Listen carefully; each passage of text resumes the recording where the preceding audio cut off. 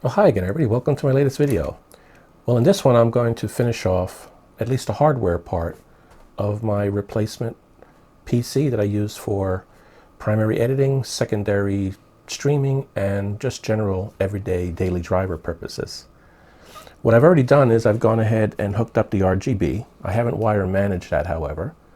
And as I'm going along, I'll show you some of the points to follow in terms of what I did here. I have two different sets of RGB, however.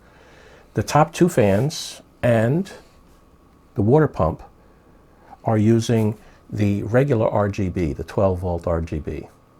However, the rear fan and the two front fans, well, they're using ARGB. So we're sort of split between the middle. That's why they're really not in sync right now. If I bend this over and let you take a look at the top fans, you'll see what I mean. The top and the back, but hopefully when I get into the software configuration of the RGB, I'll be able to straighten that out and get them, in sync with each other. We'll see how that goes. They're both being driven by the motherboard. I don't have an RGB controller in this box. One is connected to the RGB connector and the other one is connected to the ARGB connector. But I'll show you some points of that along the way as I go ahead and make the additional changes to this. Now what I'd like to cover in this particular one is add some extra hardware and a couple of other accessories. So for example, I did get one of the coolers for the M2 SSD. So I purchased this. It was rather cheap. It was like less than $10 from Amazon. I'll put the link down below. So the existing M2 drive that I put in there the last time, which is only temporary for now, as I said last time, but I'd still like to have it run at its optimal speed, and by keeping the heat down, that's how you're able to do that. So I'm going to go ahead and put that in. I'm going to add a 480 gigabyte 2.5-inch SSD, just as a secondary storage as I'm doing testing of this. I'd like to have this in there so I have the extra storage space.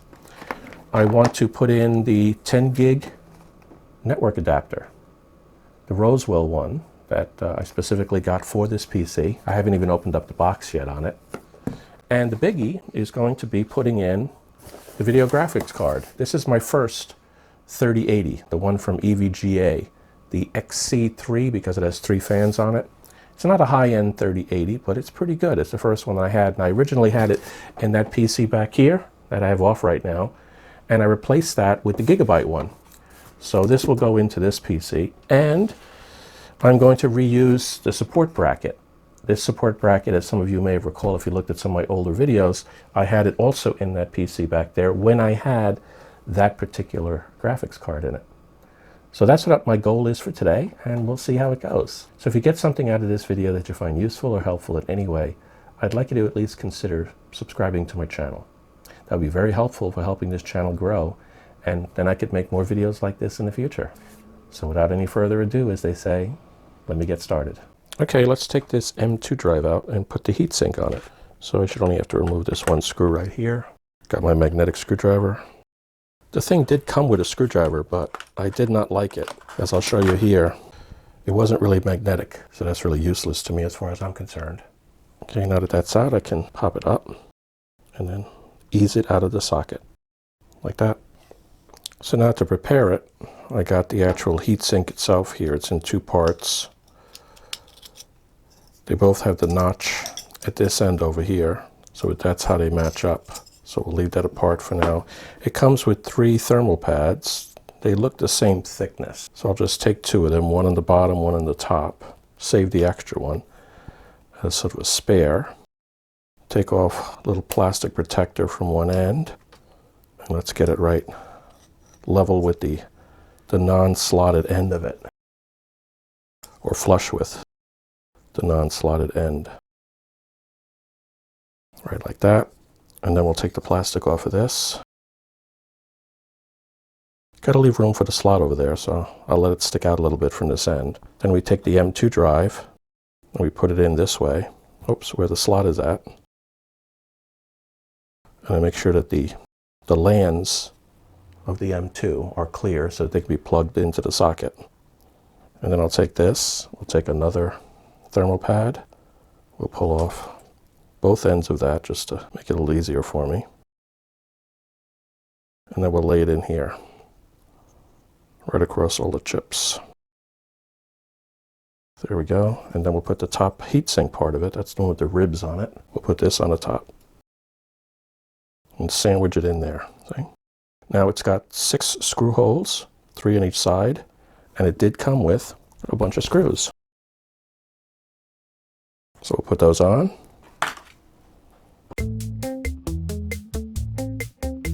Squeeze it a little bit as I then tighten the screws. First on one side, not over tightening it, just snug, and then the other side.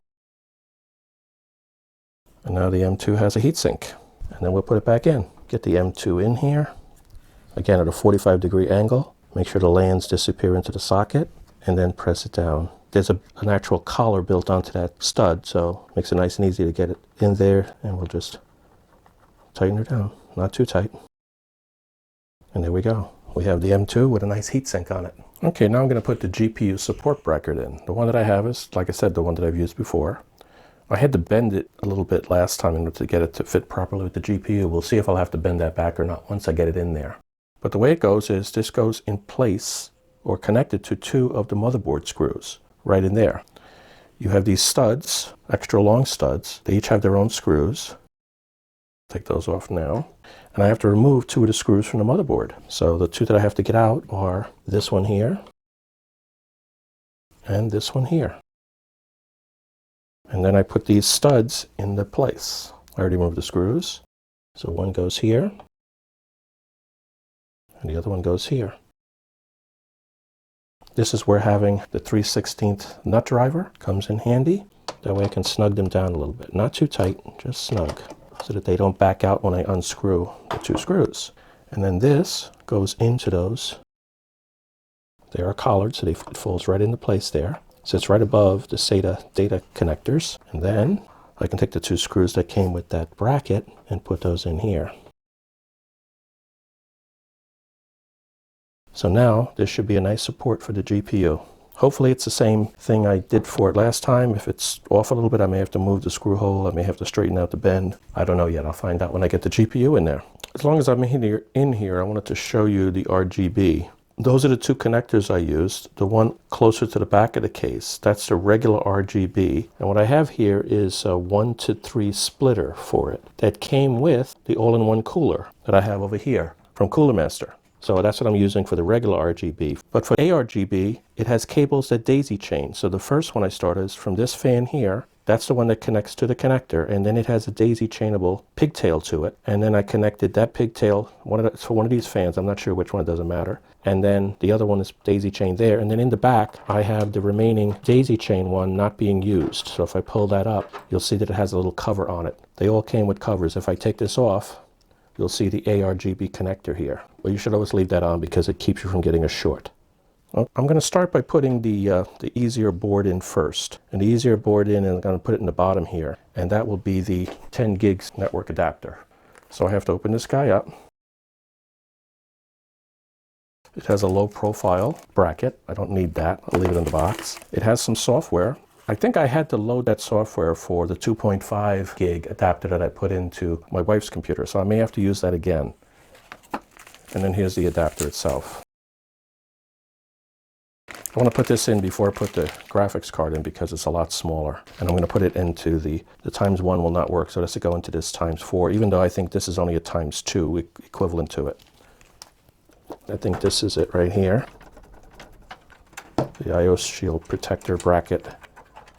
Okay, so let's get this thing in here, making sure I take advantage of this little opening here for the wires, the cables. In this particular, it looks like the RGB cable. So I'll get that one in place. There we go. It's in. I'll address these wires later so they're not interfering with that heat sink, because we do want to make sure that the main chip on that card keeps cool. There will be, when I take the other computer apart, the one that this is replacing, there will be a Elgato 4K 60 card, capture card going in here. I'll be using this ×16 slot. Actually, it's only going to run as ×4 because I'm using all 3 of them. As long as I have easy access to these SATA data connectors, let me put a SATA data cable in there. I'll feed it into the back. That way I don't have to try to wiggle around the graphics card when I put that in. Okay, here's the graphics card. I'll take off the land protector. I put it back on and I removed it from the other PC. It's a double wide, so I'll have to remove 2 of the I/O shield protectors. Looks like these 2 right here. And then the card should just go right in, right? Make sure that these cables tuck into this nice little area here, just like I did with the network card. Oh, there's another protector here. Gotta take this thing off. They got a protector on that as well. Forgot about that. And we should be clear for the holder. You see on this side here. On that side there, I actually have the support bracket right there. It's bent to not interfere with the fan. That's what I did last time I used it. So let me push this in. There we go. It is now secured in there. Whoops, went a little bit more. That's good. Let me take a look at the, since I got a good view of it, make sure the lands from the card are all the way in, and they are. So now I can put these 2 bracket screws back on. And it's in. Now I had pushed 2 of the power 12-volt VGA cables through here. There they go right here. So I need to connect 2 of them to this particular card. I will dress these really nice later so that I get these things out of the way, these extra pigtails. As I've said in the past, I'm running 2 separate cables to give me maximum current capability through these cables. That power supply actually supports 3, I believe, but all I need for this one is 2. So let me do one at a time. I'll do the one that's in that position until they snap. You'll feel it if you don't hear it. I only felt it that. And then we'll do the other one too. I have to make sure they're oriented properly so that I got the connector, the clip connector on the same side. Different cards do it differently. Some of them have the connector on top, some on the bottom. Sometimes these things are hard to keep together, like now. There we go, I got it. And together, let's see if I hear the click this time. No, just felt it. But now I got a video card in here. So what I will do next is bring it up. I'll first test the video card and then I'll check the network card out and see if they work okay. Let's see if this works before I move forward. Now we're going to have to move the video cable. I have the one HDMI cable that's connected here. I'm going to move it from the motherboard, which is using the CPU's video, and move it over to the one HDMI connector that I have on this particular graphics card. And then we'll power it up and see what it looks like. So let me get the power connected here, and then I'll turn it back on again, and then I'll hit the power switch. There we go. Let's see if the lights stay on. Let me rotate the camera over to the screen. See what we got. I see something flickering over there. Flickering, let's see. It'll be diagonal to you, but I see edge on there. So it's coming up. We're looking good. And we're up. Now we're running on the video card. Beautiful. So it looks like we're successful. At this point, I still want to put the extra SSD on. And I have a lot of cable management to do. When I do the cable management, I'll probably speed up the video considerably. So you really just see a montage of it. Okay, let me turn it off again. Let me shut it down.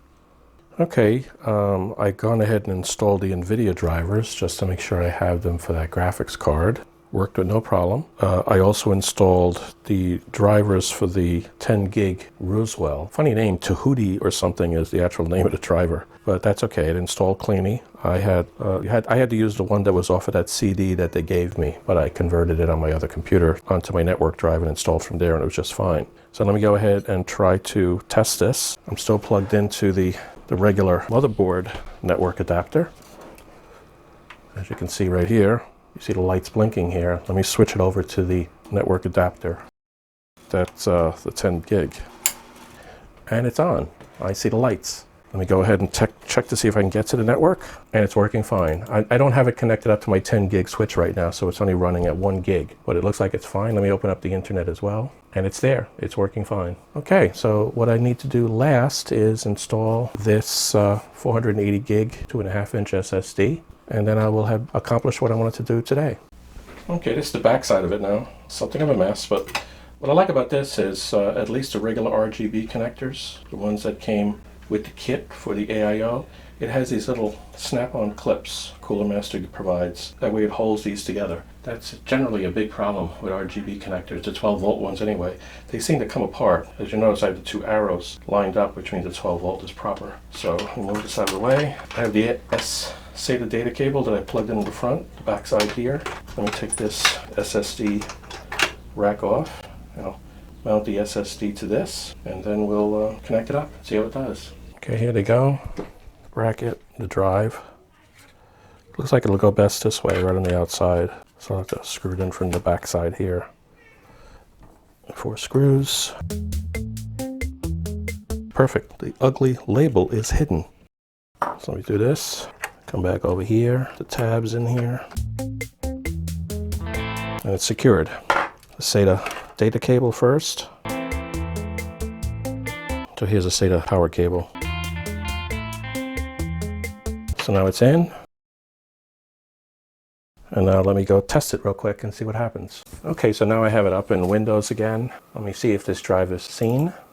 No, it does not see the drive. So let me go into right-click on this PC and click on Manage. And then I'll pick Disk Management. And it's asking to initialize disk 1. So that's a brand new disk drive. It has never been used before. So if I say OK to this, it should default to setting it up. It's now initialized, and now I've got to probably new simple volume. So I right click on disk 1, the 447. I select new simple volume. I say next. I'll let it go for the full size. Go ahead and default to that. Complete the simple wizard. Just say finish. And now it popped up over here. Here it goes. New volume. Drive D, 447 gigabytes. So we're good. The drive is viewable, and I have extra space now for the testing that I want to do on this in the next video. But let me go ahead now and try to cable manage this thing. I will speed through most of it, if not all of it. Well, I do have the extensions now that I purchased. I actually looked in my junk box and I didn't have enough of them, so I went ahead and ordered some additional ones. So these will extend by 12 inches the fan cables, as you may recall from the last time I did this on my stream. So that'll be part of the cable management. Okay, so with that, let me proceed with cable management.